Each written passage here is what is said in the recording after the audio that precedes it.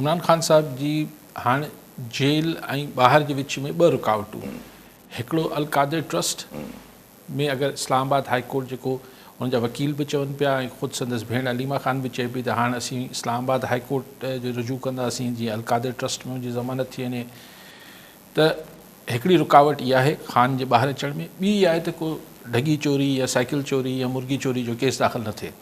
ॿ रुकावटूं आहिनि। यानी ॿिए सां मुंहिंजी मुराद इहा आहे त अगरि मामलात हल न थियल आहिनि ही जेको निकिरी ईंदो त को न को ॿियो सबबु अची वेंदो त माफ़ी अञा न वरिती अथनि तंहिंजे करे अंदरि रहंदा। त ॻाल्हि इहा आहे त ही अगरि ही हिकिड़ी रूटीन हुन मामले में असां वटि अहिड़े जेके फ़ैसिला हूंदा आहिनि अदालतनि में जेका असांजी तारीख़ भरी पई आहे कि रूटीन में कोन थी वेंदो आहे। ज़ाहिर आहे हिन जे पोयां सो छा सम्झिजे त का बर्फ़ पिघरिजे पई, किथे को लचक ॿिन्ही पासनि तां अचे पई, इहा इम्पॉर्टेंट ॻाल्हि आहे।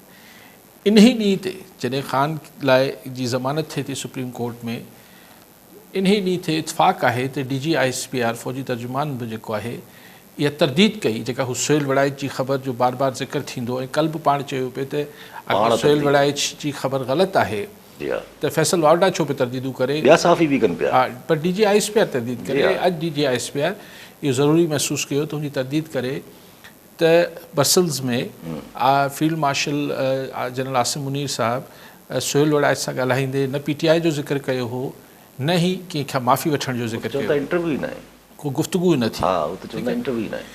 त हाणे ॻाल्हि इहा आहे त हिन महिल इहो चवणु त माफ़ी असां ॻाल्हि ई न कई आहे, दैट मीन्स के हिन जा पर माज़ी में इहो ॻाल्हि ईंदी रही आहे। ॾिसो माज़ी में इहा ॻाल्हि मुंहिंजो ख़्यालु आहे त असांजे इदारनि जे तर्जुमाननि पारां ईंदी रही आहे त माफ़ी जेसि ताईं न घुरी वेंदी। हिन दफ़े फील्ड मार्शल न चयो चलो हाणे पाण तइ करे वठूं था छाकाणि त फ़ौजी तर्जुमान तरदीद करे छॾी आहे, पर माज़ी में तर्जुमान इहे चवंदा रहिया आहिनि त जेसि ताईं 9 मई जी माफ़ी न घुरी वेंदी तेसि ताईं माफ़ न कयो वेंदो। पाण चयो हिकिड़ो चकर शायदि प्रेस कॉन्फ्रेंस में पाण बि। अच्छा, हाणे उहो पक न आहे तंहिंजे करे आउं कोट नथो कयां, यादि न पियो अचे मूंखे। एतिरो मूंखे पको यादि आहे त सरकारी मौक़ुफ़ फील्ड मार्शल नथो चए पर माज़ी में चयो वियो आहे। सो हाणे अगरि हिन ॻाल्हि खां ॻाल्हि हिते किथे विच में टुटी पई आहे 9 मई जी, त हू चवनि था त ग़लति थियो, हू चवनि था असीं मज़म्मत कयूं, PTI वारा चवनि था असीं मज़म्मत कयूं था, असांखां ग़लतियूं थियूं आहिनि, आईंदा अहिड़ो को वाक़ियो न थियणु खपे। त एसि ताईं हू लही आया PTI वारा पहिरीं त ओन कनि पिया न, चई असां कयो ई कोन्हे, ॿियनि खे कयो आहे। ऐं माण्हुनि मुज़ाहिरो कयो, पहिरीं हिकिड़ो मौक़ुफ़ मुख़्तलिफ़ हो PTI जो, PTI बि लचक ॾेखारे एसि ताईं अची वई त असां मतिलबु ग़लति थियो आहे 9 मई ते ऐं हिनजी जेका न थियणु खपे, क़ाबिले मज़म्मत आहे। ऐं शायदि ॿिए पासे कोई ख़्यालु अची वियो हुजे त भला एतिरी ॻाल्हि खे ई माफ़ी तसवुरु करे वठिजे, थी त सघे थो, आई एम नॉट सेइंग कि इहो थियो हूंदो। सो इन जो मतिलबु इहो आहे त पोइ किथे बर्फ़ पघिरजी रही हूंदी।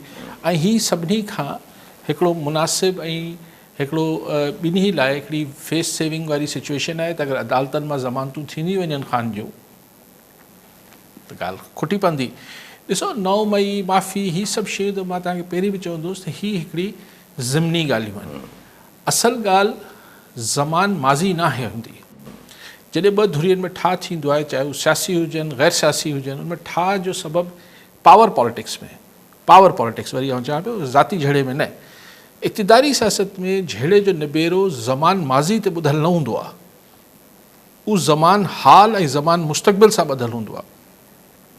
त हिते बि ॻाल्हि उहा ई हुई ऐं अॼु बि इहो सवालिया निशाना हूंदो त अगरि का बर्फ़ पिघिरजे पई त हीअ त सिर्फ़ु हिकिड़ी CBM आहे।